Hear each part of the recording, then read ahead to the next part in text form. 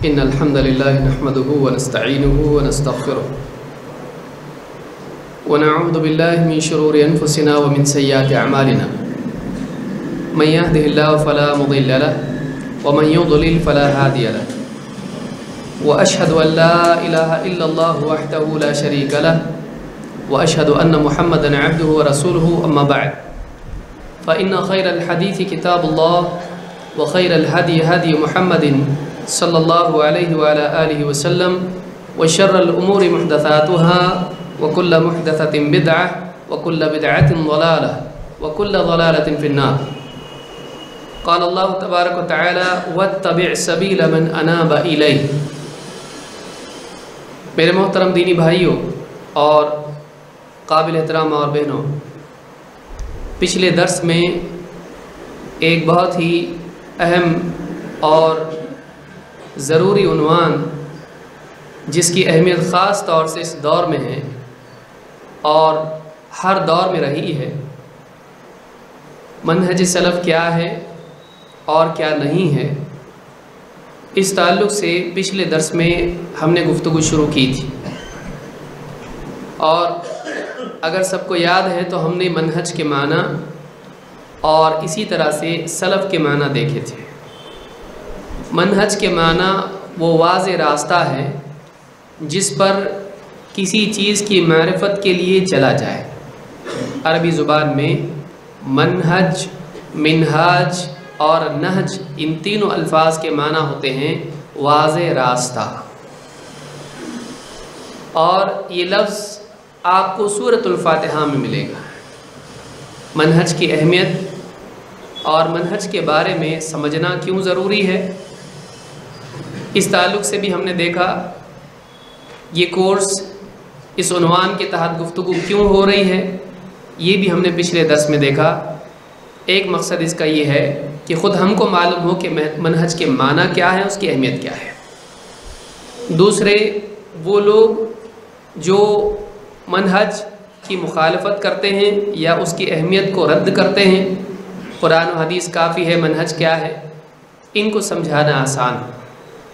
اسی طرح سے وہ لوگ جو کسی غلط منہج پر ہوں اور محض کچھ جزئی مسائل میں سلفی منہج میں، سلفی احکام میں کچھ موافقت کریں، تو ایسا نہ ہو کہ ہم غلط فہمی میں ان کو بھی اسی منہج پر سمجھیں. تو اس کے لیے واضح طور پر سمجھ میں آ جائے کہ اہل حدیث کا منہج کیا ہے، تاکہ ہم غلط منہج کو بھی صحیح منہج نہ سمجھ بیٹھیں. تو یہ تین بنیادی باتیں تھیں جو پچھلے درس میں ہم نے دیکھی. سلف کے معنی ہم نے دیکھے، جو ہم سے پہلے لوگ گزر گئے ان کو سلف کہتے ہیں. جو لوگ ہم سے پہلے گزر گئے ان کو سلف کہا جاتا ہے ڈکشنری میں. لیکن جب شرعی اعتبار سے گفتگو ہوتی ہے تو سلف میں ہمارے باپ دادا مراد نہیں ہوتے ہیں. سلف میں مراد ہوتے ہیں وہ لوگ جو اس دین کے بنیادی افراد ہیں، یعنی صحابہ، تابعین اور تبع تابعین. یہ تین طبقے بنیادی طور پر مراد ہیں. پھر ضمناً ان کے ساتھ ان کو بھی شامل کیا جاتا ہے جو ان کے راستے پر تھے، جو ان کے بعد آئے. جیسے مثال کے طور پر ابن تیمیہ رحمۃ اللہ علیہ ہیں، یا محدثین میں سے اور بھی لوگ ہیں، یا فقہا مفسرین میں سے لوگ ہیں جو ہم سے پہلے گزرے، اگرچہ وہ صحابہ، تابعین اور تبع تابعین میں سے نہ ہوں، لیکن ان کے بعد ہوں، لیکن ہم سے پہلے ہوں، لیکن اسی راستے پر ہوں جس پر سلف تھے. تو عموماً علماء نے اس ڈیفینیشن کو، تعریف کو قبول کیا ہے. ورنہ اصلاً ہمارے سلف صحابہ ہیں، اور صحابہ کے امام بلکہ سارے نبیوں کے امام محمد رسول اللہ صلی اللہ علیہ وسلم ہے. یہ ہمارے سلف ہیں. تو اس تعلق سے اس سبیل کی، صراط کی یا اس منہج کی کیا اہمیت ہے؟ کیا لفظ منہج نیا دکھائی دینے کی وجہ سے کیا یہ کانسیپٹ بھی نیا ہے؟ کیا ہم کو سلف کے راستے پر چلنا قرآن اور حدیث سے ہٹ کے ایک نئی بات ہے، یا صرف قرآن و حدیث پر چلنا ہی اصل دین ہے اور سلف کا منہج ایک نئی چیز ہے، یا بدعت ہے، یا غلط ہے، یا ضروری نہیں؟ اس تعلق سے آج کی گفتگو میں ہم اس کو سمجھنے کی کوشش کریں گے. جیسا کہ ہم جانتے ہیں منہج کے معنی واضح راستے کے ہوتے ہیں، اور پچھلے درس میں ہم نے دیکھا کہ منہج کا بگاڑ عقیدے کا بگاڑ پیدا کرتا ہے۔ عقیدہ ایک جز ہے اور منہج ایک ایسی چیز ہے جس کے ضمن میں عقیدہ بھی آتا ہے اور جس کے ضمن میں احکام بھی آتے ہیں اور بہت سارے اخلاق بھی آتے ہیں۔ تو منہج وہ اصول ہیں، وہ طریقہ کار ہے جس کے ذریعے ایک انسان حق تک پہنچتا ہے اور حق کی پیروی کرتا ہے۔ اگر منہج غلط ہو، جیسے راستہ ہوتا ہے اور منزل ہوتی ہے، راستے کا مقصد منزل تک پہنچنا ہوتا ہے۔ اگر راستہ صحیح ہو آدمی منزل تک پہنچے گا، اگر راستہ غلط ہو آدمی منزل کی بجائے کہیں اور پہنچے گا، جس کو ہم گمراہ کہتے ہیں۔ لہٰذا منزل تک پہنچنے کے لیے صحیح راستہ اپنانا ضروری ہے۔ اسی طرح سے دین کے صحیح مفہوم تک پہنچنے کے لیے صحیح منہج ضروری ہے، ورنہ ایک آدمی بے دینی کو دین سمجھ لے گا، شرک کو توحید سمجھ لے گا، ایمان سمجھ لے گا، بدعات کو سنت سمجھ لے گا، اور اسی طرح سے بہت ساری غلط چیزوں کو صحیح سمجھ کر اس کا دفاع کرے گا، یا بہت ساری صحیح چیزوں کو غلط قرار دینے کے لیے پوری طاقت صرف کرے گا۔ کب ہوگا؟ جب وہ غلط منہج کے تحت دین کو سمجھے۔ لہٰذا اس سے بات معلوم ہوتی ہے کہ منہج کی بہت زیادہ اہمیت ہے دین کو صحیح طور سے سمجھنے کے لیے کہ واقعی دین کیا ہے۔ منہج کا صحیح ہونا ضروری ہے، ان اصولوں کا صحیح ہونا ضروری ہے جن سے گزر کر، جن پر چل کر ایک آدمی دین کو سمجھتا ہے۔ آئیے دیکھتے ہیں منہج کا ذکر قرآن و سنت میں کہاں کہاں ہے۔ جیسا کہ میں نے بتلایا، ہمارا منہج یہ ہے کہ ہم سلف کی پیروی کرتے ہیں، قرآن و سنت کے سمجھنے میں سلف کے فہم کی پیروی کرنا، یہ ہمارا منہج ہے۔ اور منہج کے معنی آپ نے جانا، واضح راستہ، ایسا راستہ جو بالکل صاف ستھرا ہو، جس میں کوئی کنفیوژن نہ ہو، یہ راستہ، یہ منہج ہے۔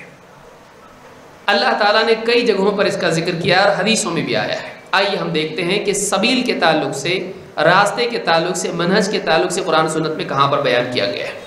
نمبر 1 سورہ لقمان میں، چونکہ آج یہ نہیں چل رہا ہے اس وجہ سے انشاءاللہ آج نہیں ہو پائے گا، لیکن اگلے ہفتے سے یہاں پر بھی آپ کو جو میرے نوٹس ہیں تفصیلی، وہ بھی آپ کو یہاں پر دکھائی دیں گے انشاءاللہ۔ سورہ لقمان آیت نمبر 15 میں اللہ تعالیٰ نے فرمایا وَاتَّبِعْ سَبِيلَ مَنْ أَنَابَ إِلَيَّ، وَاتَّبِعْ، تو پیروی کر، سبیلا، اس سبیل کی، اس راستے کی، من اناب الی، جو اس شخص کا راستہ ہو جو میری طرف بڑھا ہے، میری طرف پلٹا ہے۔ تو جس شخص نے میری طرف رجوع کیا، جو میری طرف پلٹا، اس شخص کے راستے کی پیروی کر۔ یہ قرآن کریم میں اللہ تعالیٰ نے حکم دیا ہے۔ یہاں 2 چیزیں معلوم ہوئیں، ایک راستہ، دوسرا شخص۔ اس شخص کے راستے کی پیروی کر جو میری طرف بڑھا۔ اس سے کون مراد ہیں؟ اس سلسلے میں ابن قیم رحمۃ اللہ علیہ فرماتے ہیں اپنی کتاب اعلام الواقعین میں، جلد 4 صفحہ نمبر 100، کہتے ہیں وَاتَّبِعْ سَبِيلَ مَنْ أَنَابَ إِلَيَّ وَكُلٌّ مِّنَ الصَّحَابَةِ مُنِيبٌ إِلَى اللَّهِ، صحابہ میں سے ہر ایک شخص اللہ کی طرف پلٹنے والا تھا۔ یہاں مراد کون ہے؟ ابن قیم کے قول کے مطابق، ابن قیم آج سے 700 سال پرانے ہیں، کہتے اس آیت میں اللہ نے کہا کہ اس شخص کے راستے پر چل جو میری طرف پلٹا ہے۔ اللہ کی طرف کون پلٹا؟ کہتے ہیں صحابہ ہیں، اور صحابہ میں سے ہر ایک شخص اللہ کی طرف رجوع کرنے والے میں سے ہے۔ کہتے ہیں وَكُلُّ مِنَ الصَّحَابَةِ مُنِيبٌ إِلَى اللَّهِ فَيَجِبُ اتِّبَاعُ سَبِيلِهِ، لہٰذا صحابہ کے راستے کی پیروی کرنا لازم ہے۔ وَأَقْوَالُهُ وَاعْتِقَادَاتُهُ مِنْ أَكْبَرِ سَبِيلِهِ، کہتے ہیں اور صحابہ کے اور ہر صحابی کے اقوال اور اس کے اعتقادات اس کی سبیل کا معظم حصہ ہے۔ یعنی صحابہ کی سبیل کیا ہے؟ جو اقوال ان کے ہیں وہ بھی سبیل میں ہیں، اور جو ان کی اعتقادات ہیں، عقیدہ ہیں، یہ بھی سبیل میں آتا ہے۔ کہتے ہیں وَالدَّلِيلُ عَلَىٰ أَنَّهُمْ مُنِيبُونَ إِلَى اللَّهِ تَعَالَىٰ أَنَّ اللَّهَ تَعَالَىٰ قَدْ هَدَاهُمْ، اس بات کی دلیل کہ صحابہ اللہ کی طرف پلٹنے والے لوگ تھے، اس کی دلیل یہ ہے کہ اللہ تعالیٰ نے ان کو ہدایت دی۔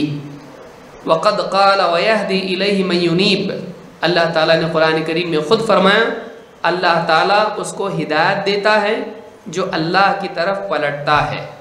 تم کہتے ہیں کہ سارے صحابہ ہدایت یافتہ تھے، اور اس اعتبار سے اللہ کے نبی صلی اللہ علیہ وسلم کے تمام صحابہ کے نقش قدم پر چلنا چاہیے، صحابہ کے منہج کی پیروی، ان کے راستے کی پیروی کرنا چاہیے۔ آپ جانتے ہیں کہ اللہ نے یہاں پر سبیل کی پیروی کرنے کے لیے کہا، اور سبیل کی نسبت دی افراد کی طرف، اس شخص کے راستے کی پیروی کر جو میری طرف بڑھا ہے۔ تو اللہ کی طرف بڑھنے والے کون؟ نبی صلی اللہ علیہ وسلم دین لے کر آئے تو سب سے پہلے شرک چھوڑ کر توحید کی طرف، کفر چھوڑ کر ایمان کی طرف، خواہشات اور فلسفوں کو چھوڑ کر، سماج کے رسم و رواج کو چھوڑ کر سنت کی طرف رجوع کرنے والے سب سے پہلے لوگ کون تھے؟ صحابہ تھے۔ لہٰذا اس سے اگر کوئی شخص مراد ہے تو اس امت میں سب سے پہلے صحابہ مراد ہے، اس لیے کہ صحابہ اپنے افکار اور تمام چیزوں کو چھوڑ کر وہ رجوع ہوئے اللہ کی طرف، لہٰذا اس میں بنیادی طور پر صحابہ مراد ہے۔ اور اللہ نے پھر ان لوگوں کے راستے کی پیروی کا حکم دیا گیا ہے، اور اسی راستے کو کیا کہتے ہیں؟ منہج۔ منہج کے معنی ہم نے دیکھے کیا ہے؟ السبیل الواضح، واضح راستہ۔ تو آپ دیکھیں گے کہ قرآن میں اللہ تعالیٰ نے اس کا حکم دیا ہے۔ ٹھیک ہے، آگے بڑھتے ہیں۔ سورہ التوبہ آیت نمبر 119، اللہ تعالیٰ فرماتا ہے یا ایھا الذین آمنوا اتقوا اللہ، اے ایمان والو اللہ تعالیٰ سے ڈرو، وکونوا مع الصادقین، اور سچوں کے ساتھ ہو جاؤ۔ اللہ سے ڈرو اور ان لوگوں کے ساتھ ہو جاؤ جو سچے ہیں۔ سچوں سے مراد کون ہیں؟ عبداللہ ابن عمر رضی اللہ تعالیٰ فرماتے ہیں اتقوا اللہ وکونوا مع الصادقین، اللہ سے ڈرو اور سچوں کے ساتھ ہو جاؤ، یعنی کہتے ہیں مع محمد صلی اللہ علیہ وسلم و اصحابہ، یعنی مراد یہ ہے اللہ نے جو حکم دیا ہے سچوں کے ساتھ ہو جاؤ۔ سچے کون ہیں؟ سب سے پہلے سچے کون؟ الصادق الامین، جن کو مشرکین بھی سچا مانتے تھے، کون؟ محمد رسول اللہ صلی اللہ علیہ وسلم، اور پھر وہ جو آپ کے صحابہ ہیں۔ تو کہتے ہیں عبداللہ ابن عمر رضی اللہ تعالیٰ عنہ جو صحابی خود ہی، ان کے قول کے مطابق اس آیت کی تفسیر یہ ہے کہ اللہ نے سچوں کے ساتھ ہونے کے لیے کہا، اس سے مراد نبی صلی اللہ علیہ وسلم اور آپ کے صحابہ ہیں۔ لہٰذا جو آدمی کہے کہ بھئی قرآن و حدیث کافی ہے، اللہ اور رسول کافی، یہ صحابہ بھی کہاں سے لائے؟ تو آپ دیکھیں گے اللہ تعالیٰ نے خود قرآن میں حکم دیا ہے تم سچوں کے ساتھ ہو جاؤ۔ ایمان والوں سے خطاب ہے، قیامت تک کے ہے یا اس زمانے کے جو نبی صلی اللہ علیہ وسلم کے زمانے میں تھے؟ وہ تو خود ہی صحابہ تھے، پھر خطاب کس سے ہے؟ آپ جو بعد میں آنے والے ہیں تو صرف تابعین ہیں یا قیامت تک کے لوگ ہیں؟ یا ایھا الذین آمنوا میں سارے ایمان والے آتے ہیں یا بعض؟ سب۔ ان کے ساتھ ہو کا مطلب کیا ان کے پڑوس میں گھر لو؟ نہیں، ان کے ساتھ ہو جاؤ، ان کے افکار میں، ان کے منہج میں، ان کے عقیدے میں، ان کے اصولوں میں، ان کے ساتھ ہو جاؤ، ان کی دین میں۔ معلوم یہ ہوا کہ اللہ نے اس بات کا حکم دیا ہے سارے ایمان والوں کو۔ سوچیے خطاب کس سے ہے؟ سارے ایمان والوں سے، اور کہا جا رہا ہے سچوں کے ساتھ ہو۔ یہ عام ایمان والوں سے اونچے ایمان والے ہیں جن کو اللہ نے سچا قرار دیا۔ یہ کون ہے؟ یہ نبی صلی اللہ علیہ وسلم ہے۔ صرف ایک کا ذکر نہیں ہے، صادقین جمع ہیں، سچوں کے ساتھ ہو جاؤ۔ تو ساری امت سے خطاب ہے کہ ہم اپنے منہج میں، اپنے عقیدے اور عمل میں ہم صحابہ کے ساتھ ہو جائیں جو اللہ کے نزدیک سچے ہیں۔ صحابہ کو سچا قرار دیا گیا ہے، اس کی دلیل اور ہم آگے جا کے دیکھیں گے نبی صلی اللہ علیہ وسلم کے قول میں۔ تو اس قول کو امام ابن کثیر نے آج سے 700 سال پہلے اپنی تفسیر ابن کثیر میں ذکر کیا ہے۔ اس سے بھی معلوم ہوا کہ عام مسلمانوں کو چاہیے کہ اپنے عقیدے اور عمل میں، اپنے منہج و اصول میں صحابہ کے ساتھ ہو جائیں۔ وہ منفرد نہ ہو، وہ اس راستے کو چھوڑ کے الگ نہ ہو، ان کے ساتھ ہوں، ان کے ساتھ اس راستے پر چلیں جو جنت والا راستہ ہے۔ لہٰذا صحابہ کے ساتھ ہونے کا حکم قرآن میں موجود ہے۔ یہی سلف کی پیروی ہے جو کہ اصل سلف ہے۔ اور آگے آئیے سورہ التوبہ میں آیت نمبر 100 میں اللہ تعالیٰ نے فرمایا والسابقون الاولون من المہاجرین والانصار والذین اتبعوهم بإحسان رضی اللہ عنہم ورضوا عنہ وأعد لهم جنات تجری تحتها الانہار خالدین فیہا ابدا وذلک الفوز العظیم۔ یہ سورہ التوبہ کی آیت نمبر 100 ہے۔ پچھلی آیت میں ابہام اجمال ہے، اس میں نام لے کے نہیں بتایا گیا کہ صحابہ کے بارے میں بات ہو رہی ہے۔ اس آیت میں اس اجمال اور ابہام کو اللہ نے ختم کر دیا اور صراحت کے ساتھ اللہ تعالیٰ نے بیان کیا کن کے راستے پر چلنا ہے، کن کی پیروی کرنا ہے، اور امت کے دو بنیادی طبقوں کا اللہ تعالیٰ نے تذکرہ کیا یہاں پر۔ اللہ نے فرمایا والسابقون الاولون من المہاجرین والانصار، وہ پہلے سبقت کرنے والے مہاجر اور انصار، مہاجر اور انصار۔ اللہ تعالیٰ نے یہاں پر تعریف کی کس کی؟ دو صحابہ کے گروہ، جو گروہ فرقوں کے اعتبار سے نہیں تھے، اپنے عمل کے اعتبار سے معروف تھے۔ ایک وہ جو مہاجر ہیں، دوسرے وہ جو انصار ہیں۔ مہاجر کون ہیں؟ جو مکہ سے ہجرت کر کے مدینہ گئے، یہ مہاجر ہیں۔ اور انصار کون ہیں؟ جو مدینہ میں رہتے تھے اور جنہوں نے مالی اور دینی ہر اعتبار سے ان آنے والوں کا تعاون کیا، ان کی ذاتی زندگی میں بھی، معاش میں بھی، اور دین کے مقصد میں بھی، جس کو لے کر وہ آئے نبی صلی اللہ علیہ وسلم اور صحابہ۔ یہ کون ہے؟ یہ انصار ہے، مدینے کے انصار اور مکہ سے آنے والے مہاجر۔ اللہ نے ان دونوں کا نام لے کے کہا، وہ سبقت لے جانے والے کون؟ مہاجر اور انصار۔ اور پھر کیا کہا؟ والذین اتبعوہم بإحسان، اور وہ لوگ بھی جنہوں نے بہترین طور پر ان کی پیروی کی، جنہوں نے بہترین بإحسان حسن خوبی سے ان کے متبع بنے، ادھورے نہیں، بعض چیزیں لی بعض چھوڑی نہیں۔ وہ لوگ نہیں جنہوں نے اپنی پسند کی چیز لی اور باقی چیز کو چھوڑ دیا، نہیں، جو بہترین طور پر ان کے متبع بنے، ادھورے نہیں بلکہ پورے طور پر کمال درجے میں اخلاص کے ساتھ جنہوں نے ان کی پیروی کی ہے، مفاد کی بنیاد پر نہیں بلکہ اللہ تعالیٰ کی رضا کے لیے۔ والذین اتبعوہم بإحسان، تو دو لوگ ہوئے صحابہ میں سے، مہاجر اور انصار، ان کی تعریف اللہ نے کی۔ پھر اس کے بعد ایک تیسرے طبقے کو بیان کیا، والذین اتبعوہم بإحسان، اور وہ لوگ جنہوں نے بہترین طور پر ان کی پیروی کی۔ تو کل ملا کر 3 لوگ ہوئے، 2 گروہ پہلے اور پھر ان کی پیروی کرنے والے وہ لوگ جو ان کے بعد آئے ہیں۔ تو ان کے لیے کیا ہے؟ اللہ نے فرمایا رضی اللہ عنہم ورضوا عنہ، اللہ تعالیٰ ان سے راضی ہو گیا اور وہ اللہ سے راضی ہے۔ معلوم ہی ہوا کہ صحابہ کی پیروی کرنے میں اللہ کی رضا ہے۔ تو یہاں سے آپ کو معلوم ہوا کہ دیکھیے یہاں سے سلف کے منہج کی پیروی کی اہمیت واضح ہوتی ہے۔ اللہ تعالیٰ اس وقت تک راضی نہیں ہوگا جب تک کہ مہاجر و انصار ان دونوں کی بہترین طور پر پیروی نہ کی جائے۔ اب تک تو آپ صرف قرآن و حدیث سن رہے ہیں، لیکن قرآن ہی میں یہ آیت ہے کا مطلب خود قرآن میں اصول بتلایا گیا ہے کہ مہاجر اور انصار جس چیز پر چلے ہیں، جس دین پر چلے ہیں، جن اصولوں اور جس منہج کو انہوں نے اختیار کیا ہے، ان کی بہترین طور پر پیروی کرنے والوں سے اللہ راضی ہوتا ہے۔ ان سے تو ہوا ہی، لیکن ان کی پیروی کرنے والوں سے اللہ راضی ہوتا ہے۔ رضی اللہ عنہم ورضوا عنہ، اور کیا ہے؟ ایک تو رضا ہے، 2 وَأَعَدَّ لَهُمْ جَنَّاتٍ تَجْرِي تَحْتَهَا الْأَنْهَارِ، اور اللہ تعالیٰ نے ان کے لیے جنتیں تیار کر کے رکھی ہیں جن کے نیچے سے نہریں بہتی ہیں، یعنی جنت کا بھی وعدہ ہے۔ خالدین فیہا ابدا، وہ ان جنتوں میں ہمیشہ ہمیشہ رہیں گے۔ ذالک الفوز العظیم، اور یہ سب سے عظیم الشان کامیابی ہے۔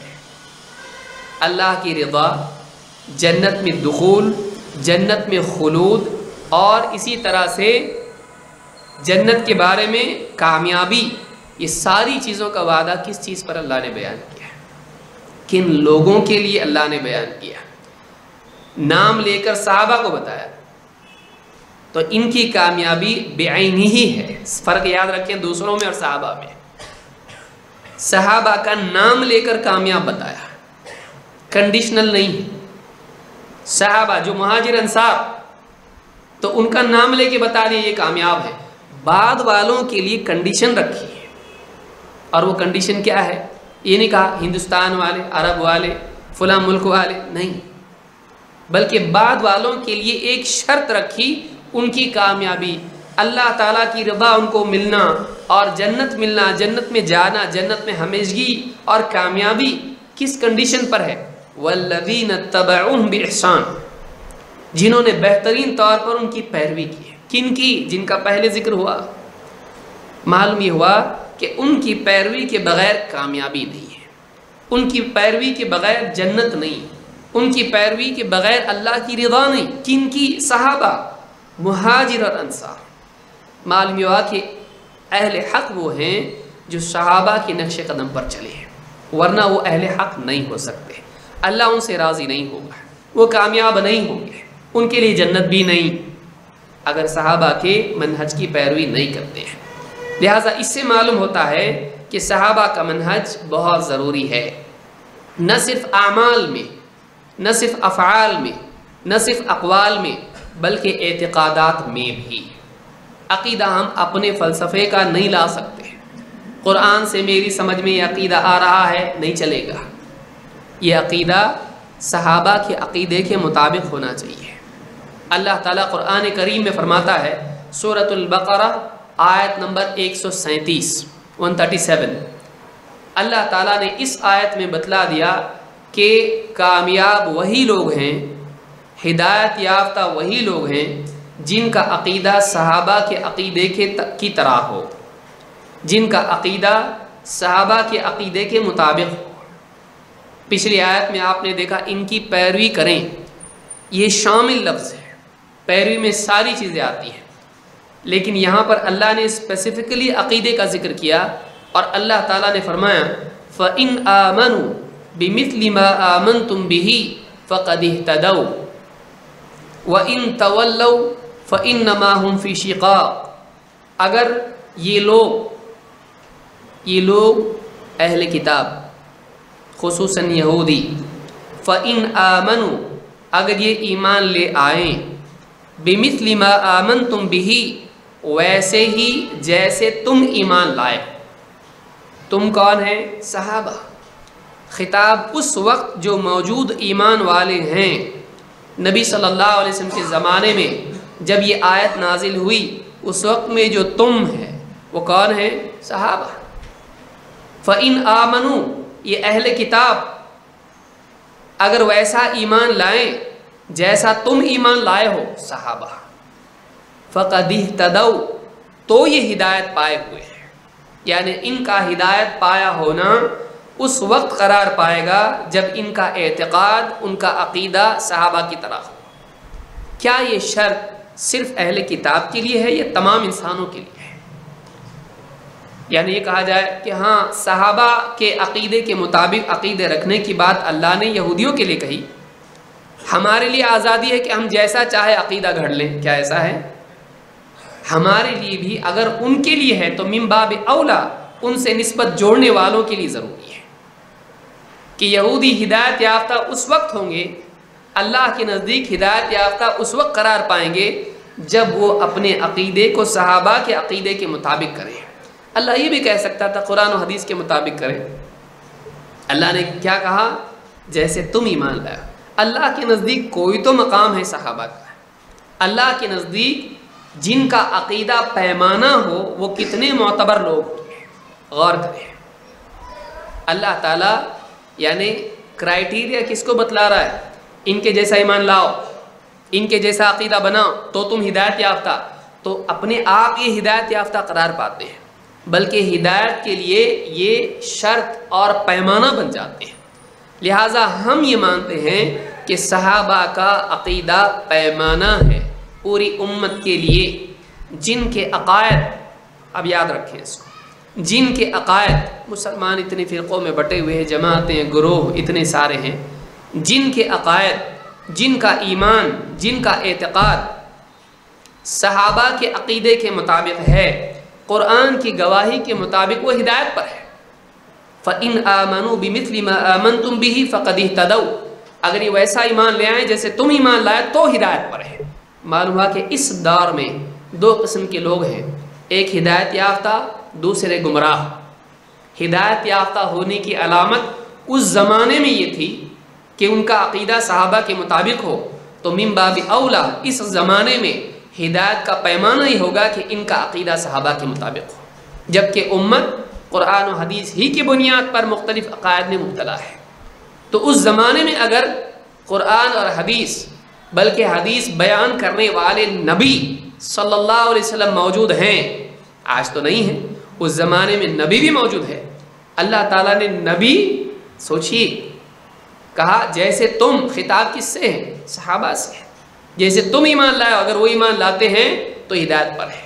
تو من باب اولا، بدرجہ اولا آج یہ ضروری ہے کہ ہمارا عقیدہ صحابہ کے عقیدے کے مطابق ہو، تو ہدایت اور گمراہی کا پیمانہ یہ ہے۔ جس کا عقیدہ صحابہ کے عقیدے کے مطابق ہے وہ ہدایت پر ہے، جس کا عقیدہ صحابہ کے عقیدے کے خلاف ہے وہ ہدایت پر نہیں ہے۔ معلوم یہ ہوا کہ صحابہ کا منہج ضروری ہے، اور جیسا آپ سن چکے ہیں شیخ صالح الفوزان کا قول کہ عقیدہ بھی منہج میں آتا ہے، یعنی عقیدے سے بھی منہج جڑا ہوا ہے، اور اسی طرح سے احکام سے بھی، اور اخلاق سے بھی، اور سلوک سے بھی، اور معاملات سے بھی۔ لہٰذا صحابہ کا منہج نجات کے لیے ضروری ہے اس آیت کے مطابق۔ اور اللہ نے آگے کہا وَإِن تَوَلَّوْا، اگر یہ پیٹھ پھیر کے نکل جاتے ہیں، صحابہ کا عقیدہ نہیں اپناتے ہیں، فَإِنَّمَا هُمْ فِي شِقَاقٍ، تو پھر یہ دوسری جانب ہیں، ہدایت حق کی دوسری جانب ہے۔ فَمَاذَا بَعْدَ الْحَقِّ إِلَّا الضَّلَالِ، اللہ نے فرمایا تو حق کے بعد سوائے گمراہی کے اور کیا ہے؟ تو صحابہ کا عقیدہ اس زمانے میں بھی پیمانہ تھا، اور اس زمانے میں بھی پیمانہ کا مطلب ترازو، اس سے ناپا جائے گا، اس سے تولا جائے گا کس کا عقیدہ صحیح ہے، کس کا غلط ہے، اور ہر آدمی اپنا عقیدہ دیکھ سکتا ہے۔ اللہ تعالیٰ عرش پہ مستوی ہے یا ہر جگہ؟ صحابہ کیا مانتے تھے؟ اللہ کے نبی صلی اللہ علیہ وسلم عالم الغیب ہیں، یا آپ صلی اللہ علیہ وسلم کو اللہ نے اپنی طرف سے بتلایا وقتاً فوقتاً، جو چاہے اللہ تعالیٰ نے بتلایا؟ غیب، عالم الغیب تھے؟ نہیں۔ صحابہ کا عقیدہ کیا ہے یہ دیکھیں۔ اللہ کے نبی صلی اللہ علیہ وسلم بشر تھے یا آپ کو اللہ نے نور سے بنایا؟ صحابہ کا عقیدہ کیا ہے؟ اس طرح کی کئی چیزیں ہیں۔ آپ صلی اللہ علیہ وسلم سے جو ہے قبر سے آپ باہر نکل کے مدد کرتے ہیں یا نہیں کرتے ہیں؟ آپ کی وفات ہوئی یا نہیں ہوئی ہے؟ اس طرح کے کئی معاملات ہیں جو ہم کو، بہت سارے معاملات ایسے ہیں کہ بعد میں جب امت میں اختلاف ہوا ہے ہم کو دیکھنا پڑتا ہے کہ صحابہ کا اعتقاد اس بارے میں کیا تھا۔ لہٰذا یہ کچھ یعنی اہم دلائل ہے جس سے معلوم ہوتا ہے کہ نہ صرف اعمال میں بلکہ عقائد میں بھی ہم کو صحابہ کی طرف رجوع کرنا ضروری ہے۔ اگر قرآن کی آیت صاف سمجھ میں نہیں آ رہی ہے، اگر حدیث صاف سمجھ میں نہیں آ رہی ہے، اب دیکھیے صحابہ کا اس بارے میں تعامل کیا تھا، تو اپنے آپ سمجھ میں آ جائے گا کہ واقعی اس کی مراد کیا ہے، قرآن کی مراد کیا ہے، حدیث کی مراد کیا ہے۔ اس لیے کہ صحابہ وہ لوگ ہیں جنہوں نے عمل کر کے گزر گئے اور اللہ نے ان کو قبول کر لیا، وہ مقبول معاملہ ہے۔ لہٰذا ہم اپنے فہم پر صحابہ سلف کے فہم کو ترجیح دیں، یہ ہماری کامیابی کے لیے ضروری ہے، جیسا کہ اس آیت میں اللہ تعالیٰ نے عقیدے کے باب میں صحابہ کے عقیدے کو ہدایت کا سبب اور شرط قرار دیا۔ چلیے آگے بڑھتے ہیں۔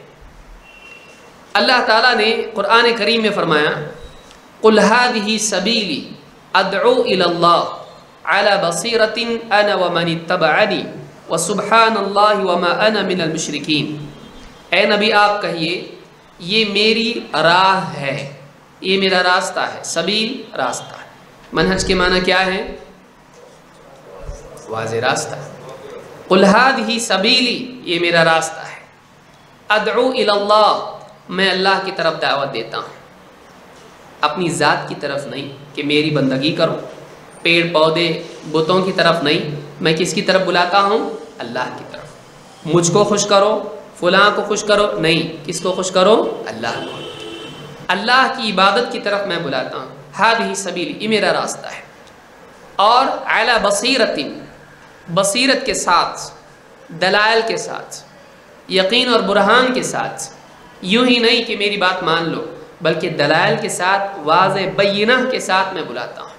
صرف میں نہیں، انا ومن اتبعنی، میں بھی اور میری اتباع کرنے والے بھی، وسبحان اللہ وما انا من المشرکین، اور سبحان اللہ، اللہ تعالیٰ تمام عیوب سے پاک ہے، میں مشرکین میں سے نہیں ہوں، کیونکہ شرک کیا ہے؟ اللہ کی ذات میں عیب لگانا ہے۔ آپ دیکھیں یہاں پر بھی نبی کریم صلی اللہ علیہ وسلم کو اللہ نے سبیل کے ذکر کرنے کا حکم کیا کہ میرا راستہ ہے اور میرے پیچھے چلنے والے لوگ ہیں، ان کا راستہ ہے۔ قل هذه سبیلی ادعو الی اللہ علی بصیرۃ انا ومن اتبعنی، میں اور میری اتباع کرنے والے اس راستے پر چلتے ہیں۔ یہ وہ راستہ ہے جس پر نبی صلی اللہ علیہ وسلم اور آپ کے متبعین چلتے ہیں۔ سب سے پہلے نبی صلی اللہ علیہ وسلم کی اتباع کرنے والے لوگ کون؟ صحابہ، پھر وہ جو ان کے بعد، پھر وہ جو ان کے بعد، پھر وہ جو ان کے بعد۔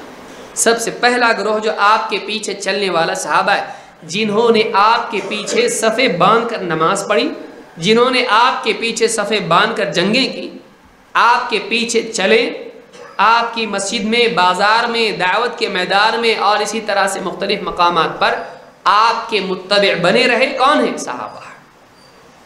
میں اور میری پیروی کرنے والے اس راستے پر چلتے ہیں۔ تو اس سے معلوم ہوا کہ یہ راستے کی بات تو خود قرآن میں ہے، اسی کو منہج کہتے ہیں، اسی کو منہج کہتے ہیں کہ نبی صلی اللہ علیہ وسلم اور صحابہ کے راستے کو ہم اپنائیں۔ اس سلسلے میں اللہ کے نبی صلی اللہ علیہ وسلم کی یہ سورہ یوسف کی آیت نمبر 108 ہے۔ ایک اور حدیث ہے جس سے مزید اور وضاحت ہوتی ہے، اور یہی بات اس میں بیان ہوئی ہے۔ اللہ کے نبی صلی اللہ علیہ وسلم نے اب صراحت کے ساتھ اپنے بعد صحابہ کا ذکر کیا۔ آپ نے فرمایا قد ترکتکم علی البیضاء لیلها کنہارها، میں نے تمہیں ایک روشن راہ پر چھوڑا ہے۔ قد ترکتکم علی البیضاء، علی البیضاء روشن راستہ، میں نے اس پر تم کو چھوڑا ہے۔ لیلها کنہارها، جس کا لیلوہا، جس کی رات بھی دن کی طرح روشن ہے۔ ایک ایسے دین پر، ایک ایسے راستے پر، ایک ایسے منہج پر، ایک ایسی راہ پر میں نے تم کو چھوڑا ہے جس کی راتیں بھی دن کی طرح روشن ہے۔ علماء نے کہا اس لیے کہ اس میں رات میں کیا ہوتا ہے؟ چیزیں چھپ جاتی ہیں، سانپ، بچھو اور کانٹے، گڑھے معلوم نہیں پڑتے، اور دن میں دکھائی دیتے ہیں۔ تو یہ دین ایسا نہیں ہے، یہ راستہ ایسا نہیں ہے کہ کبھی چھپ جائے اور کبھی واضح ہو جائے، بلکہ اس کی رات اور دن دونوں روشن ہیں، یعنی یہ دین پورا کا پورا روشن ہے، اس کا راستہ روشن ہے، اس میں تلبیس کا کوئی امکان نہیں ہے، اس میں کنفیوژن کے لیے کوئی جگہ نہیں ہے، صاف صاف دین ہے۔ لیلھا کنہارھا لا یزیغ عنہا بعدی الا ہالک، میرے بعد ہلاک ہونے والا ہی اس راستے سے ٹیڑھا جائے گا۔ زاغ کا مطلب ہوتا ہے ٹیڑھا جانا، زیغن اس کا مطلب ہوتا ہے ٹیڑھا پن۔ ربنا لا تزغ قلوبنا بعد اذ ہدیتنا، تو زیغ کے معنی ما زاغ البصر وما طغى، زیغ کے معنی ہوتے ہیں ٹیڑھا۔ فاما الذین فی قلوبہم زیغ، ٹیڑھا پن ہونا۔ تو ٹیڑھا کا مطلب کیا؟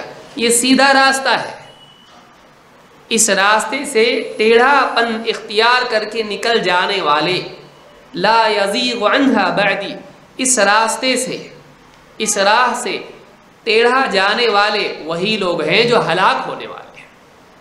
ایک ہلاک ہونے والا ہی اس صاف ستھرے راستے کو چھوڑ کر ٹیڑھے راستے پر چلے گا۔ من یعش منکم فسیری اختلافا کثیرا، میرے بعد جو بھی زندگی پائے گا تم میں سے جو بھی یعش، تم میں سے جو بھی میرے بعد جیے گا وہ بہت سارے اختلافات دیکھے گا۔ اور آپ جانتے ہیں کہ اللہ کے نبی صلی اللہ علیہ وسلم کے بعد ہی فوراً اختلافات امت میں شروع ہو گئے ہیں۔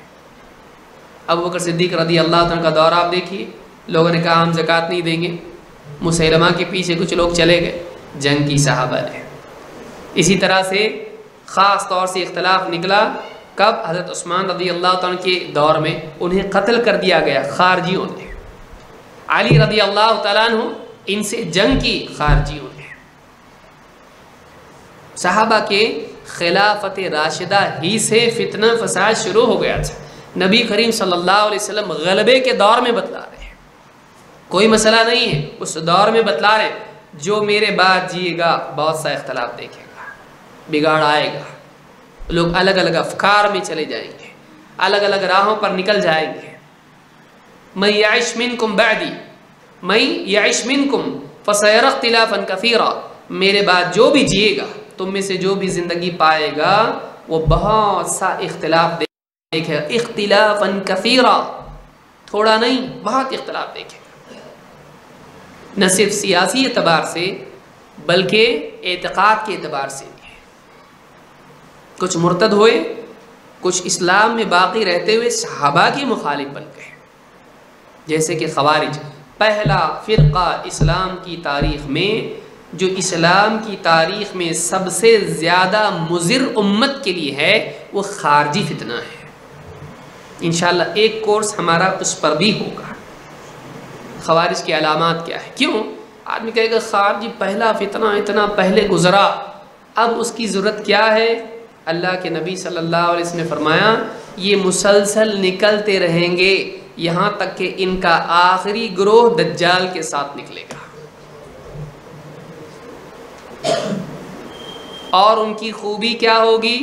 یقرؤون القرآن لا یجاوز حناجرہم، وہ قرآن پڑھیں گے لیکن قرآن ان کے حلق سے آگے نہیں گزرے گا، حلق سے آگے نہیں جائے گا۔ علماء نے کہا ان کو سمجھے گا ہی نہیں، پڑھیں گے لیکن صحیح فہم نہیں ہوگا۔ کیوں؟ اپنی عقل سے قرآن کو سمجھیں گے۔ لہذا ہم کیا کر رہے ہیں ابھی؟ بھائی سلف صحابہ کے دور میں خوارج نے پہلا مسئلہ کیا ہوا ہے؟ قرآن ہی کی بنیاد پر حضرت علی کو کافر قرار دیا۔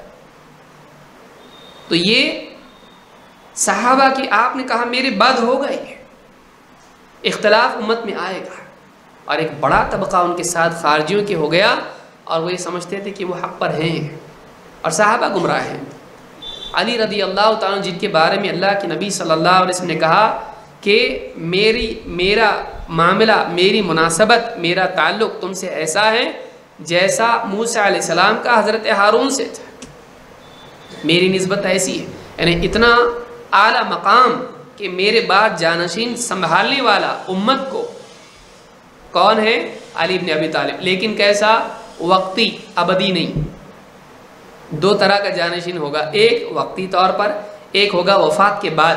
وفات کے بعد ابو بکر ہیں، کیونکہ موسیٰ علیہ السلام ہارون علیہ السلام کو بنا کے گئے اپنی وفات کے حساب سے یا زندگی میں، یاد رکھیں اس کو، شیعہ اس کو استدلال بناتے ہیں، اس لیے سلف کا فہم ضروری ہے۔ شیعہ یہی دلیل پکڑتے ہیں، دیکھو نبی صلی اللہ علیہ وسلم نے کہا کہ میرے بعد میری نسبت جو ہے تم سے ایسی ہے جیسے موسیٰ علیہ السلام کی نسبت حضرت ہارون سے تھی، تو معلوم ہوا کہ جانشین نبی صلی اللہ علیہ وسلم کا کون ہونا چاہیے؟ علی بن ابی طالب۔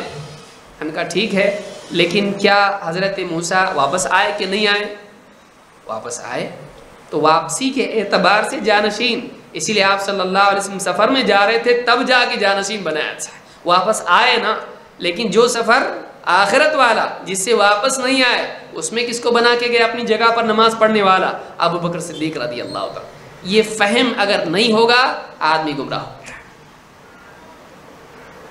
تو سلف کا فہم، خارجی کیوں؟ آپ نے فرمایا یہ مسلسل نکلتے رہیں گے، لہذا آج بھی یہ خطرہ امت کے لیے باقی ہے۔ اور علماء نے کہا کہ دوسرے گمراہ فرقوں سے زیادہ امت کے لیے مضر اور اشد اور زیادہ اشر فتنہ خارجیوں کا ہے۔ آپ صلی اللہ علیہ وسلم نے کسی کے بارے میں نہیں کہا اگر میں رہا تو ان کو قوم عاد کی طرح قتل کروں گا، کسی کے بارے میں نہیں کہا آپ نے میں قتل کروں گا، قوم عاد جیسے اس کو مٹا دیا گیا ایسے میں ان کو قتل کروں گا، آپ نے کہا اس خارجیوں کے بارے میں کہا آپ نے، کسی اور کے بارے میں نہیں۔ یمرقون من الدین کما یمرق السهم من الرمیہ، وہ دین سے ایسے نکل جائیں گے جیسے تیر شکار کے پار نکل جاتا، کسی کے بارے میں نہیں کہا آپ نے، خارجیوں کے بارے میں کہا، اس لیے کہ کسی گمراہ فرقے نے نبی پر اعتراض نہیں کیا، خارجیوں نے کیا۔ خارجی آپ دیکھیں خارجیوں کی اصل اور بنیاد ذوالخویسرہ کھڑا ہوا، اللہ کے نبی صلی اللہ علیہ وسلم تقسیم کر رہے ہیں، لوگوں میں مال تقسیم کر رہے ہیں، کھڑے ہو کے کہنے لگا اے محمد اللہ سے ڈرو، یہ انصاف کی تقسیم نہیں ہے۔ آپ نے کہا تیرا برا ہو، اگر میں انصاف نہیں کروں گا پھر تو ناکام ہو گیا، یعنی میرے پیچھے تو چل رہا ہے ایسے انسان کے پیچھے جو عدل نہیں کرتا ہے، اور کیا تم مجھ کو امین نہیں مانتے ہو جو کہ آسمان والا مجھ کو امین مانتا ہے؟ اور آپ نے کہا اس کی اولاد میں سے، اس کی نسل میں سے، علماء نے کہا اس کی جنس میں سے ایسے لوگ نکلیں گے۔ پھر آپ نے خارجیوں کا ذکر کیا جو قرآن پڑھیں گے لیکن قرآن کے حل سے آگے نہیں جائے گا، دین سے ایسے نکل جائیں گے جیسے شکار کے پار تیر نکلتا ہے۔ اس میں سے پہلا آدمی جو کھڑے ہو کے نبی پر اعتراض کر رہا ہے، یہ جو ہے بہت بڑا فتنہ۔ لہٰذا دین کو صحیح سمجھنے کے لیے، اور خارجیوں نے کیا کیا؟ صحابہ کو رد کر دیا، سب کافر، حضرت علی کافر۔ تو یہ بہت بڑا خطرہ امت کے لیے تھا اور ہے اور رہے گا۔ اس کے لیے سلف کا منہج ہمارے لیے بہت ضروری ہے۔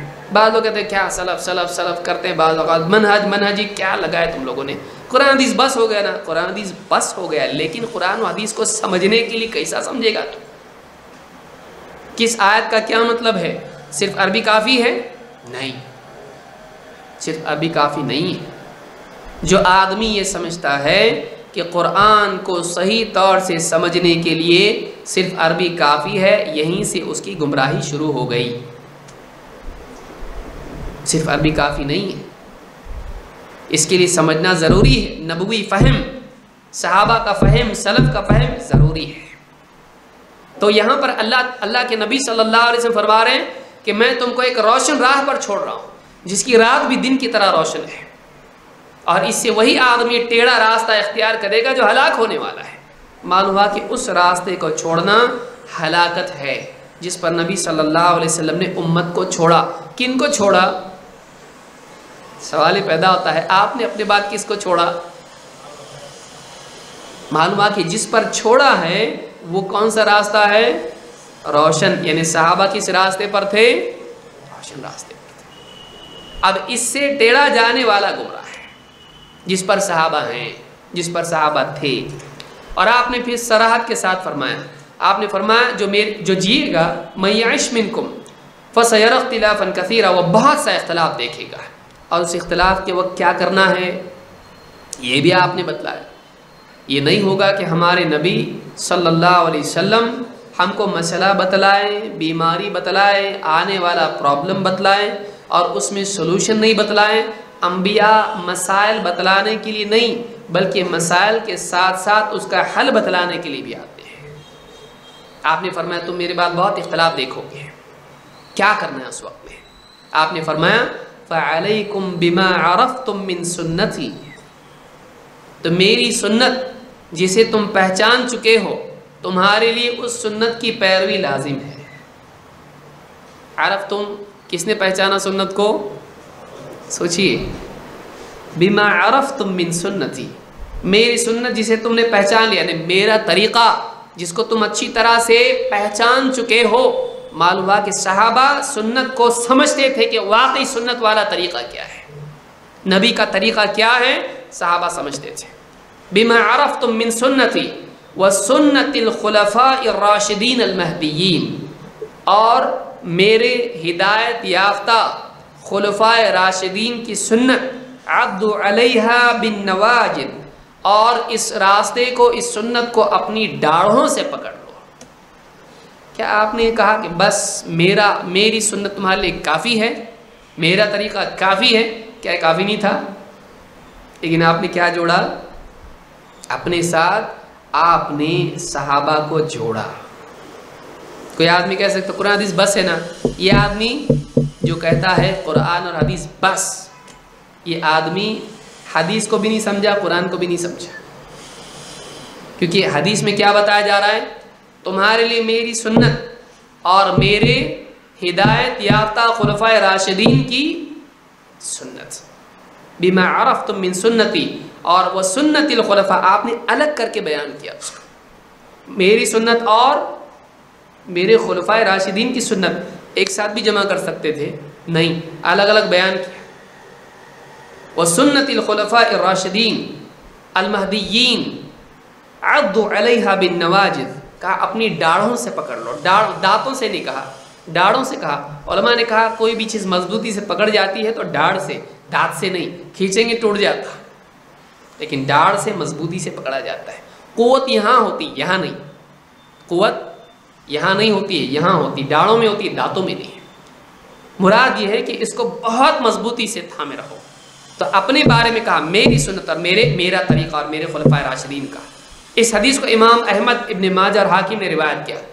امام ابو داؤد نے اس سے آگے ایک ٹکڑا اور بیان کیا ہے، اور آپ نے فرمایا وَإِيَّاكُمْ وَمُحْدَثَاتِ الْأُمُورِ، اور خبردار نئی چیزوں سے بچتے رہو۔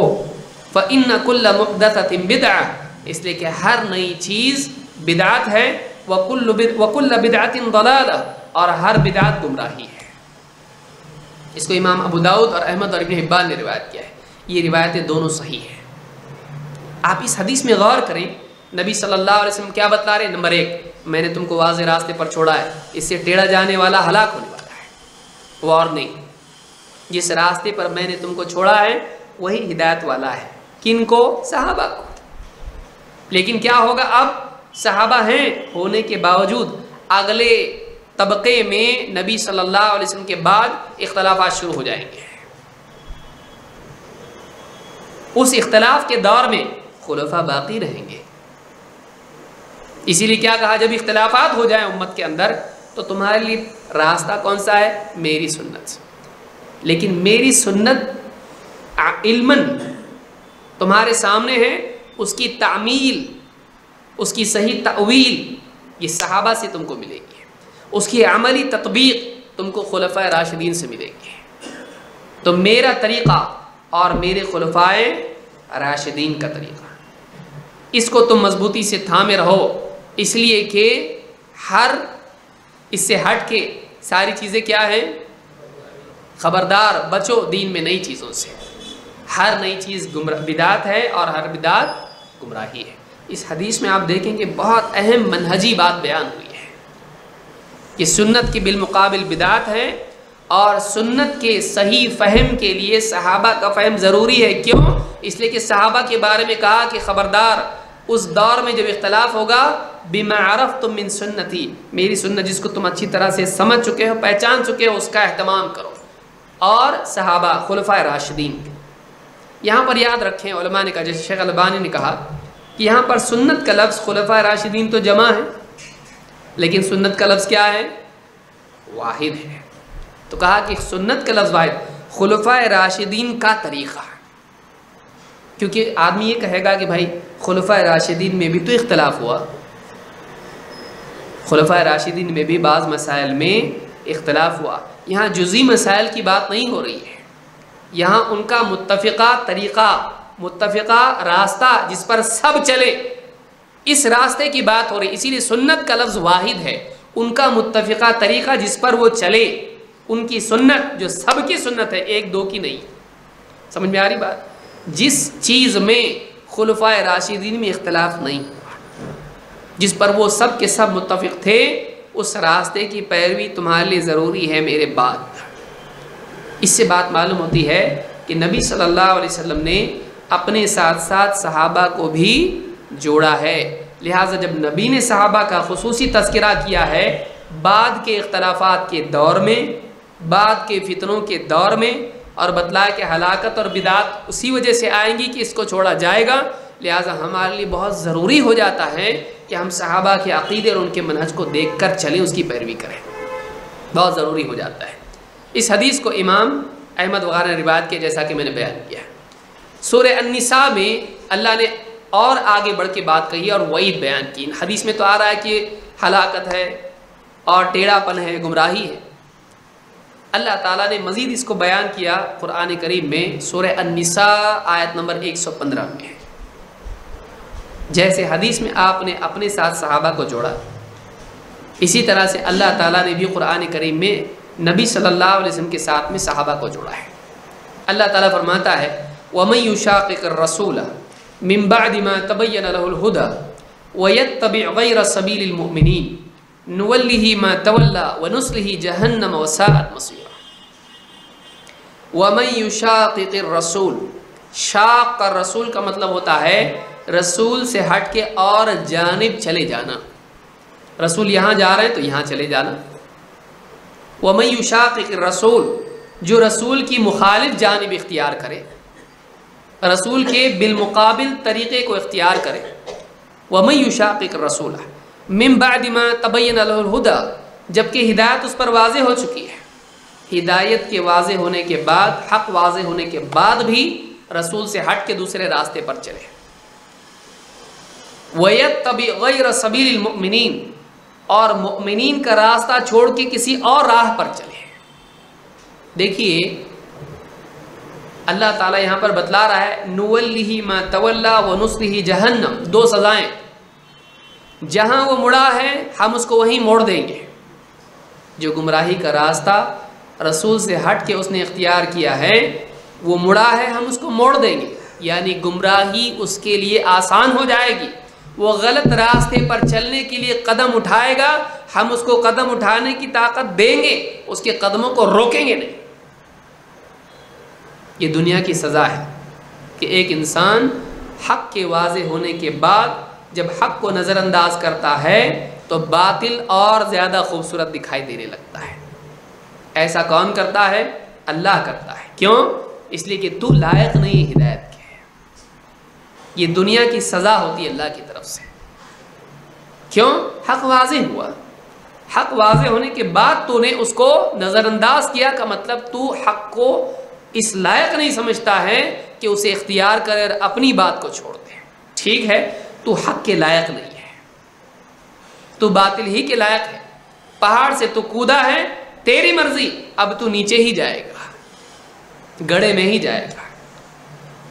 اللہ تعالیٰ فرماتا ہے نُوَلِّهِ مَا تَوَلَّى، جہاں وہ مڑا ہے، جہاں اس نے رخ کیا ہے، ہم اس کو وہیں پھیر دیتے ہیں. لیکن انجام کیا ہے آخرت میں؟ وَنُصْلِهِ جَهَنَّمَ، اس کو جہنم میں پہنچا دیتے ہیں. وَسَاءَتْ مَصِيرًا، اور وہ بہت برا ٹھکانہ ہے. یہاں پر آپ غور کریں، دو جرم بتائے گئے، دو سزائیں بتائی گئی. اس آیت میں، یہ سورہ النساء کی آیت نمبر 115 ہے. دو گناہ اور دو سزائیں. پہلا گناہ ہدایت واضح ہونے کے بعد رسول کی مخالفت،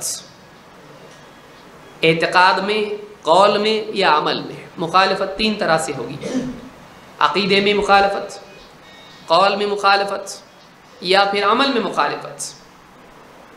سرے سے قبول نہ کرنا، یہ بھی ہو سکتا ہے، یا قبول کرنا لیکن تعمیل نہ کرنا، یہ بھی ہو سکتا ہے. جو رسول کی مخالفت کرے یہ ایک جرم ہے. دوسرا جرم کیا ہے؟ ایمان والوں کا راستہ چھوڑ کر کوئی اور راستہ چلے. بھائی ایک آدمی کے لیے برباد ہونے کے لیے، جہنم میں جانے کے لیے، گمراہ قرار پانے کے لیے کیا اتنا جرم کافی نہیں ہے کہ رسول کی مخالفت کیا اس لیے گمراہ ہو گیا؟ کافی ہے نا. جو آدمی رسول صلی اللہ علیہ وسلم کے خلاف راستہ اختیار کرے، آپ سے ہٹ کے چلے، وہ خود ہی گمراہ ہے. اس میں اور جرم بڑھانے کی ضرورت کیا ہے؟ اللہ نے ایک اور جرم بتایا اس کا. اور ایمان والوں کا راستہ چھوڑ کے کوئی اور راستہ چلے. معلوم ہے کہ بہت اہم چیز ہے، یہ بھی فی ذاتی ہی ایک جرم ہے. سوال یہ پیدا ہوتا ہے کہ یہ جب آیت نازل ہوئی اس وقت میں ایمان والے کون تھے؟ جو رسول کی مخالفت کرے اور ایمان والوں کا راستہ چھوڑ کے اور راہ چلے. تو ایمان والے کون ہیں؟ آپ دیکھ چکے ہیں. اللہ نے کیا فرمایا؟ فَإِنْ آمَنُوا بِمِثْلِ مَا آمَنْتُمْ بِهِ فَقَدِ اهْتَدَوْا. اس میں خطاب کس سے ہے؟ آمن الرسول بما انزل الیہ من ربہ والمؤمنون. کون ہے وہ ایمان والے جو رسول کے ساتھ ایمان لائے ہیں؟ وہ صحابہ ہیں، پہلے ایمان والے. صحابہ ہیں، تو رسول کی مخالفت کریں اور صحابہ کی راہ کو چھوڑ کر، اور صحابہ کی راہ کیا ہے؟ راستہ، واضح راستہ، اس کو کیا کہتے ہیں؟ ہم نے پہلے ڈیفینیشن دیکھی ہے، اس کو منہج کہتے ہیں کہ صحابہ ایمان والوں کا راستہ، وَيَتَّبِعْ غَيْرَ سَبِيلِ الْمُؤْمِنِينَ، ایمان والوں کا راستہ چھوڑ کے اور راستہ چلے۔ اس کو ہم اگر کہیں ایمان والوں کا منہج چھوڑ کے اور منہج اپنائیں، اور واضح کریں صحابہ کا منہج چھوڑ کے اور منہج اختیار کریں، کیا ہوگا؟ نُوَلِّهِ مَا تَوَلَّى، جہاں مڑا ہے ہم موڑ دیں گے، یعنی اس کو اپنی آئیڈیالوجی اچھی دکھائی دے گی، اور یہ دنیا کی سزا ہے۔ اور وہ آدمی مانتا ہی نہیں، پھر اس کو کتنا بھی سمجھا، ارے تم کو نہیں سمجھتا، مجھ کو سمجھتا ہے۔ کیوں؟ آپ دلیل دے رہے ہیں، آپ سمجھا رہے ہیں اس کو، نہیں بھائی میں جو بول رہا ہوں وہی صحیح ہے۔ کیوں؟ اس لیے کہ یہ دنیا میں اللہ کی طرف سے اس کے لیے سزا ہے۔ فَلَمَّا زَاغُوا أَزَاغَ اللَّهُ قُلُوبَهُمْ، اللہ نے کیا فرمایا؟ جب انہوں نے ٹیڑھے راستے کو اختیار کیا، خود زیغ، آپ نے دیکھا لا یزیغ بعد الا ہالک، زیغ کے معنی ٹیڑھا پن کے ہوتے ہیں۔ فلما زاغوا، جب انہوں نے ٹیڑھے پن کو اپنایا، ازاغ اللہ قلوبہم، اللہ تعالیٰ فرماتا ہے اللہ نے ان کے دلوں میں ٹیڑھا پن پیدا فرما دیا۔ اور دل ہدایت کی جگہ ہے، دل سمجھنے کی جگہ ہے۔ اگر دل ٹیڑھا ہو جائے سمجھ ٹیڑھی ہو جاتی ہے اور ہدایت سمجھ میں نہیں آتی ہے۔ اور یہ کب ہوتا ہے؟ جب آدمی اپنا علم صحابہ سے ہٹ کے کچھ اور بنا لے، سلف سے ہٹ کے کچھ اور بنا لے، ساری مصیبت کی جڑ یہ ہے۔ وَيَتَّبِعْ غَيْرَ سَبِيلِ الْمُؤْمِنِينَ، ایمان والوں کا راستہ چھوڑ کے اور راستہ اپنائے۔ نُوَلِّهِ مَا تَوَلَّى، پہلی سزا گمراہی، ہدایت دکھائی دینے لگے گی۔ دوسری سزا آخرت میں، وَنُصْلِهِ جَهَنَّمَ۔ اسی لیے آپ نے دیکھا لا یضل، قرآن کریم میں کیا فرمایا کہ جو آدمی وَإِمَّا يَأْتِيَنَّكُم مِّنِّي هُدًى فَمَن تَبِعَ هُدَايَ فَلَا يَضِلُّ وَلَا يَشْقَىٰ، وہ گمراہ نہیں ہوگا دنیا میں اور شقی نہیں ہوگا آخرت میں، جو میری ہدایت کی پیروی کرے۔ صحابہ کے منہج کو چھوڑنے سے دو نقصان ہوتے ہیں، دنیا میں آدمی گمراہ ہو جاتا ہے جیسے خوارج ہوئے۔ ابن عباس رضی اللہ عنہ گئے، حضرت علی نے کہا جاؤ سمجھاؤ ان کو۔ صحابہ سمجھانے والے لوگ تھے، فوراً حضرت علی نے جنگ نہیں کی ان کے ساتھ میں، کہا جاؤ ان کو سمجھاؤ۔ ابن عباس رضی اللہ تعالیٰ عنہ کو طے کیا، گئے سمجھانے کے لیے۔ ابن عباس رضی اللہ تعالیٰ نے پہلی بات ان سے کہی، کہا ٹھیک ہے تم لوگوں میں کوئی ایسا ہے کہ جو نبی صلی اللہ علیہ وسلم پر قرآن نازل ہوا تو اس کا گواہ ہو؟ میں جن کی طرف سے آیا ہوں یہ وہ لوگ ہیں جن کے سامنے قرآن نازل ہوا نبی پر، جنہوں نے براہ راست نبی سے سیکھا قرآن کو۔ تم میں کوئی ایسا ہے کیا؟ نہیں، زیرو، ایک جواب نہیں۔ کیوں؟ ابن عباس کا مقصود کیا ہے بولنے کا؟ کہ تمہارے پاس وہ لوگ نہیں ہیں جنہوں نے نبی سے قرآن کو سمجھا ہو، تمہارے پاس وہ لوگ نہیں ہیں۔ تم زیادہ سمجھتے ہو قرآن کو یا وہ لوگ جن کو نبی نے سمجھایا، لیکن ان کی سمجھ میں پھر بھی نہیں آیا۔ کچھ لوگوں کی آیا وہ الگ ہو گئے ان سے، لیکن پھر بھی لوگ نہیں مانے اور انہوں نے حضرت علی سے جنگ کی ہے، حضرت علی سے جنگ کی، اور سب کو جو ہے حضرت علی رضی اللہ عنہ غالب آئے، صحابہ نے پیس کے رکھ دیا ان لوگوں کو، قتل عام کیا، اور اس کو بھی قتل کیا جس کے بارے میں بتایا تھا اللہ کے نبی صلی اللہ علیہ وسلم نے۔ تو یہ طبقہ آپ دیکھیے صحابہ سے لڑا، جنگ کی انہوں نے۔ اور ابن عباس کی گواہی کے مطابق جب وہ گئے ان کے خیموں میں تو جیسے شہد کی مکھی کی بنبناٹ ہوتی ہے ویسے قرآن پڑھنے کی آواز ان کے یہاں سے آتی تھی، اتنا قرآن پڑھتے تھے۔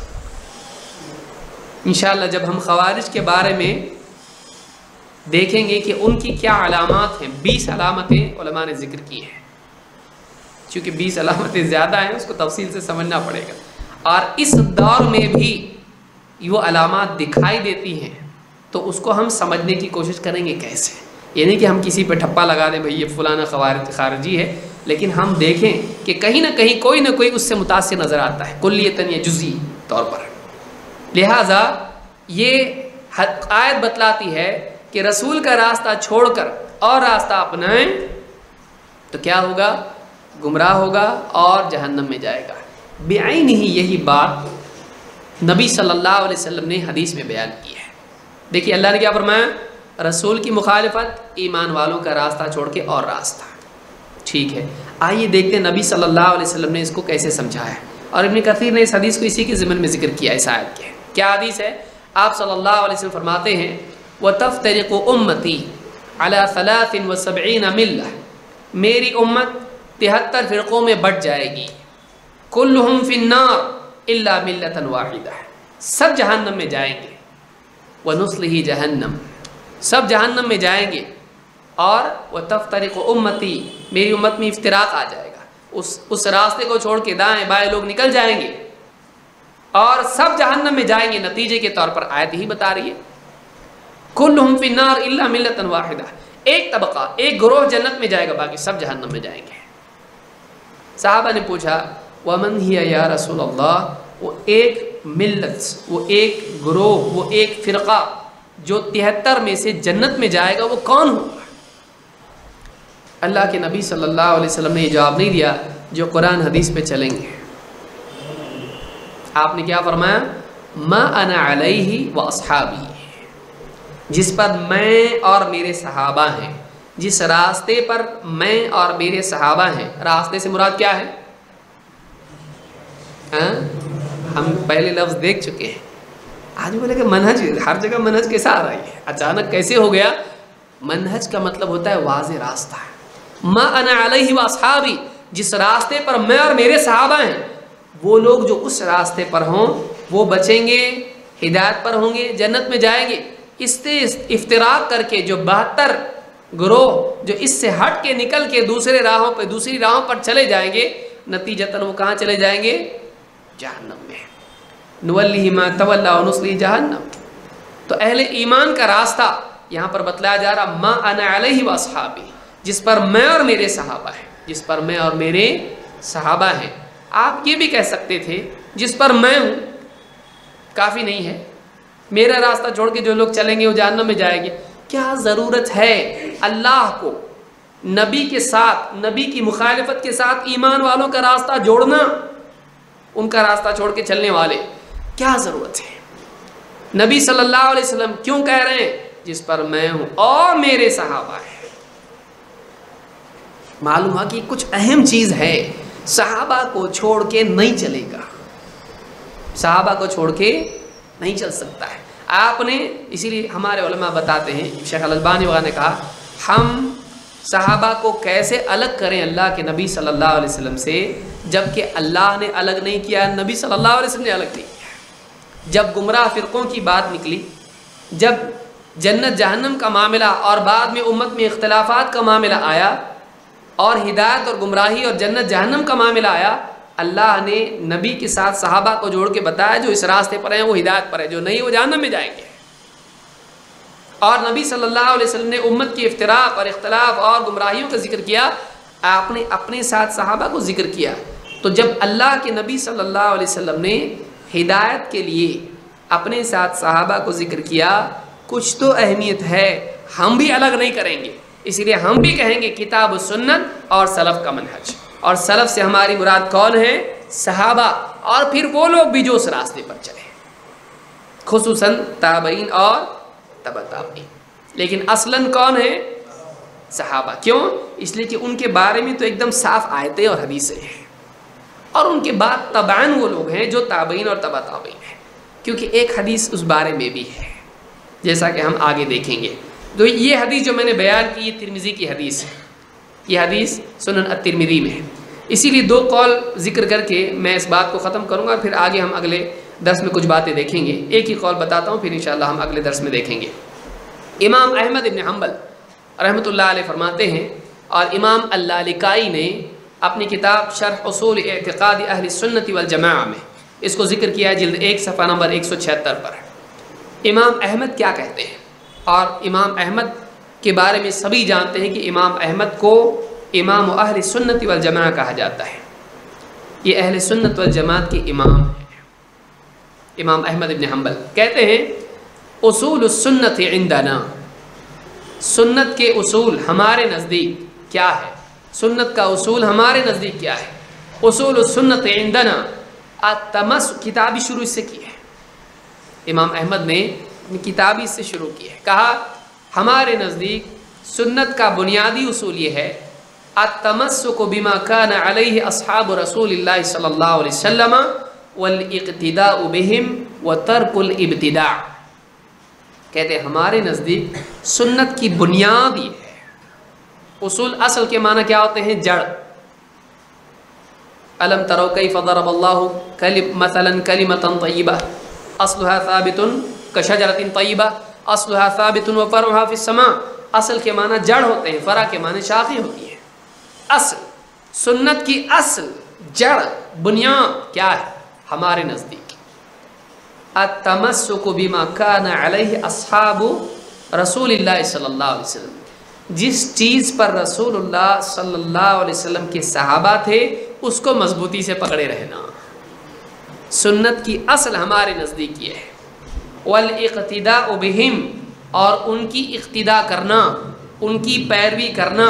وترک البدع، اور بدعتوں کو چھوڑ دینا.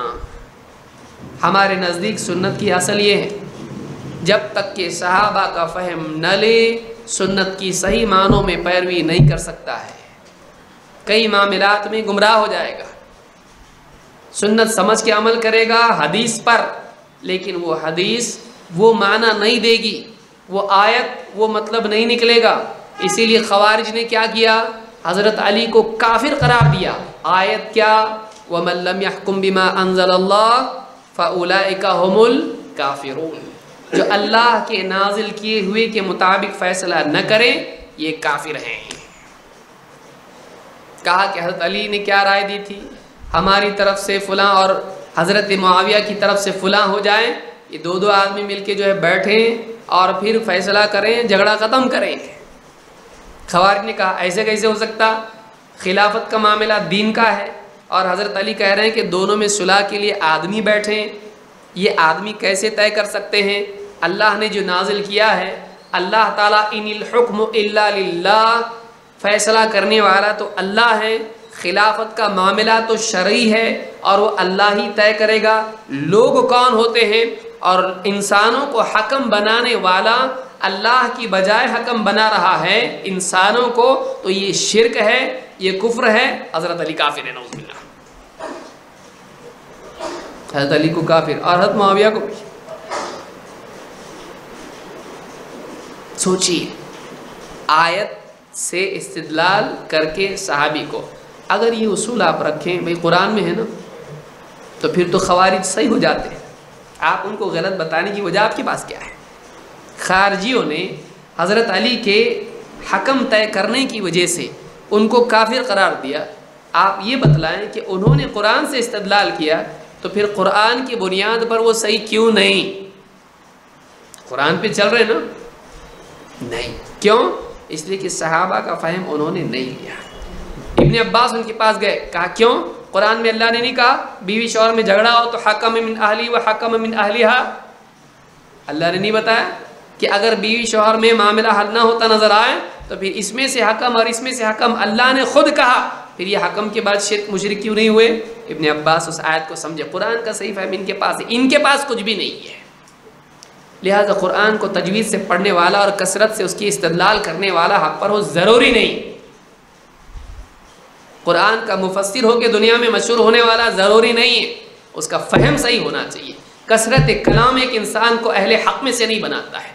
قوت کلام سے ایک آدمی طاقت سے بولنے سے حق والا نہیں بنتا ہے. اس کا استدلال کیا ہے؟ اس کے پاس صحابہ کا فہم ہے کیا نہیں ہے؟ لہٰذا یہ بہت اہم نقطہ ہے جس کو سمجھنا ضروری ہے. اللہ تعالیٰ ہم کو صحیح سمجھ عطا فرمائیں اور قرآن و سنت کے سمجھنے میں محتاط ہونے والا بنائیں. انشاءاللہ یہ ساری چیزیں جو اصول ہمارے ہیں، سلفی منہج کے جو اصول ہیں، ایک ایک کر کے ان کو ہم دیکھتے چلے جائیں گے. اور ان کے ضمن میں جو دلائل اس کے ہیں، چونکہ یہ اقوال ہیں، آپ کو جو نوٹس دیے گئے ہیں اس میں تفصیل نہیں ہے، یہ سارے دلائل سوچ کے آپ بولیں گے اس میں تو ساری دلیلیں آ رہی ہیں، پہلے اس میں تو کچھ بھی نہیں تھا۔ انشاءاللہ ہم لوگ یہاں پر وہ سارے دلائل اگلے ہفتے کوشش کریں گے کہ انشاءاللہ ہمارے سامنے وہ آئیں اور وہ نوٹ بھی کرنا آسان ہوگا لوگوں کے لیے۔ یہ جو دروس ہیں بہت اہم ہیں، اور بہت سو کو ابھی محسوس ہو رہا ہوگا کہ یہ چیز سمجھنا بہت ضروری ہے، ورنہ بہت ممکن ہے کہ آدمی کسی چیز کو دین سمجھے اور دین نہ ہو۔ کتنا افسوس ہوگا انسان کو قیامت کے دن کہ وہ یہ سمجھتا تھا کہ جس پر میں ہوں وہ دین ہے، لیکن وہ دین نہیں تھا۔ کیا خارجیوں کو محسوس نہیں ہوگا قیامت کے دن، جن کو قتل کر دیا حضرت علی رضی اللہ تعالیٰ صحابہ نے مل کے؟ وہ تو لڑ رہے تھے اس بنیاد پر کہ ہم حق پر ہیں، لیکن ان کو قتل کیا گیا اور وہ اپنے قتل ہونے والے کو شہید مانتے تھے، اور حضرت علی کو کافر مانتے تھے، کفار کے ہاتھوں شہید ہونے والا اللہ کے نزدیک بہت بڑا شہید ہے، وہ ایسا مانتے تھے۔ قیامت کے دن معلوم پڑے گا یہ لوگ گمراہ تھے۔ اس وقت کتنا بڑا ہارٹ اٹیک آئے گا انسان کو، لیکن مرے گا نہیں آدمی۔ کتنا بڑا صدمہ ہوگا کہ قیامت کے دن آدمی سوچے گا میں جس چیز کو صحیح سمجھتا رہا اس کے لیے اپنی جان دی میں نے، وہ صحیح نہیں تھا۔ ضروری نہیں کہ کسی چیز کے لیے آدمی جان دے اور وہ صحیح بھی ہو۔ تیری قربانی سے تیرا مقصد صحیح نہیں ہوتا، اس کو یاد رکھیے جملہ۔ کتنی بڑی قربانی دیا تو تیری قربانی دینے سے وہ صحیح نہیں ہوا۔ قربانی اپنی جگہ، مقصد صحیح ہونا چاہیے۔ پھر چاہے تو قربانی نہ بھی دے تو وہ چیز صحیح ہے، لیکن تو بہت بڑی قربانی کسی چیز کے لیے دے تو وہ صحیح ہو جاتی ہے، ایسا نہیں۔ کنڈے کرنے کے لیے میں پوری جائیداد میں نے خرچ کر کے کنڈے کیا تو تیرا کنڈا صحیح ہو جائے گا اس سے؟ نہیں۔ تیری قربانی تیرے عمل کو صحیح نہیں کرتی ہے، تیرے مقصد کو صحیح نہیں کرتی ہے۔ لہٰذا بہت سارے لوگ جہالت میں قربانیوں کا تذکرہ کر کے، دیکھیے اکثر گمراہ فرقوں کا طریقہ یہ ملے گا آپ کو، وہ قربانیوں کا تذکرہ کریں، کتنی قربانی دی، ٹھیک ہے، کس چیز کے لیے قربانی دی؟ اگر وہ صحیح ہے تو تیری قربانی قابل قبول ہے، لیکن تیری قربانی سے تیرا مقصد صحیح ہو جاتا نہیں ہے۔ فلانی لڑکی کو چھیڑنے کے لیے بہت قربانیاں دی میں نے، کہاں سے کودا، کہاں راتوں کو جاگا، روڈ پہ چوک میں کھڑا رہا، ہاں کیا کیا، تیرا مقصد غلط ہے۔ مقصد صحیح ہونا چاہیے، اس کے لیے تو قربانیاں کتنی دے گا، تیری قربانیوں کی کوئی قیمت نہیں ہے اگر تیرا مقصد صحیح نہیں ہے۔ وسائل یہ بہت اہم ہیں، محض مقاصد کافی نہیں ہے، اور صرف قربانیاں کافی نہیں ہیں۔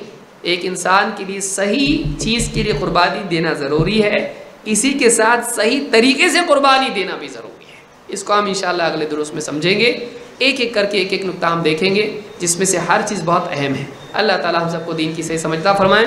اقول ھذا واستغفر اللہ لی ولکم۔